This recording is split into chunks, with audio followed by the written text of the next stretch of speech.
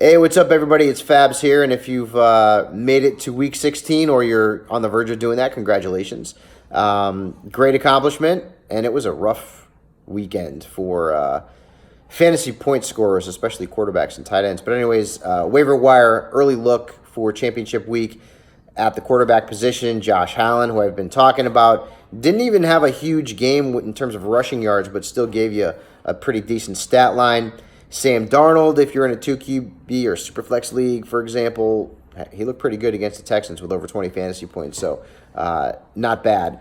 Now, if you're in a league that maybe isn't as competitive and Dak Prescott is on the waiver wire, especially after the stinker he had against the Colts today, as a Cowboys fan, not so good. I still like him because he's got Tampa coming up next, and that's a home game. So Dak, if he gets dropped in leagues because people are upset and they rage drop him, I'd go out and pick him up. Running backs, like I'm going to guess if you're in a competitive league, Damian Williams is long gone. But based on NFL.com data, he's still available in over 50% of leagues. So obviously, until we know what's up with Spencer Ware, Damian Williams needs to be owned across the board. Jamal Williams, same thing. Aaron Jones hurt today, missed most of the contest against the Bears. Jamal Williams came in and had a good game. And this is a guy who was pretty valuable down the stretch last season in fantasy league. So if Aaron Jones is out, Jamal Williams is in there as a RB2 next week. Another running back, Kalen Ballage. Frank Gore gets hurt, and Kenyon Drake is all kinds of banged up. So all of a sudden, Ballage could end up being a RB2 flex next week, depending on the status of Gore. And I don't know why he would come back, considering it's the end of the season. The Dolphins don't have much to play for. And Drake's banged up too, so Ballage could end up seeing some more work as he did today against the Vikings.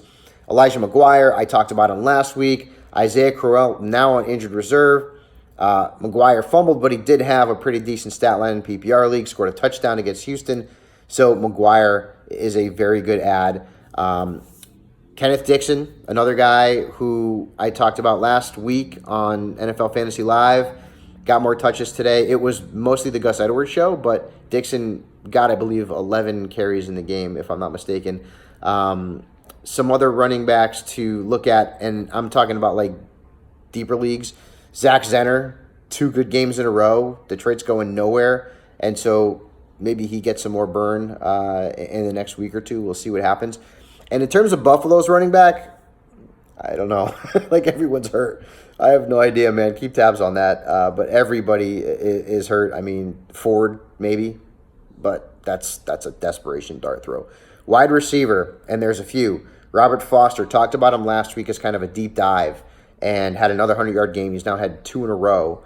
So, worth a look. Deshaun Hamilton, who I've also talked about in the past, had 7 catches. And he's getting targeted a lot from Case Keenum. I mentioned it on TV. Keenum likes to throw to a slot receiver. And with Emmanuel Sanders gone, that's now Hamilton. His teammate, Tim Patrick, is also getting a bunch of targets with Sanders out of the mix. And Robbie Anderson. I remember last year Robbie Anderson was a thing, and he was putting up some pretty good numbers. Like his last 2 games, he's given you 17-plus fantasy points. Had a good game against Houston on Saturday. So suddenly Robbie Anderson's in the mix. At tight end, I got nothing for you, man. There is nothing. I think there was 5 tight ends that had more than 10 PPR points this week. That's it.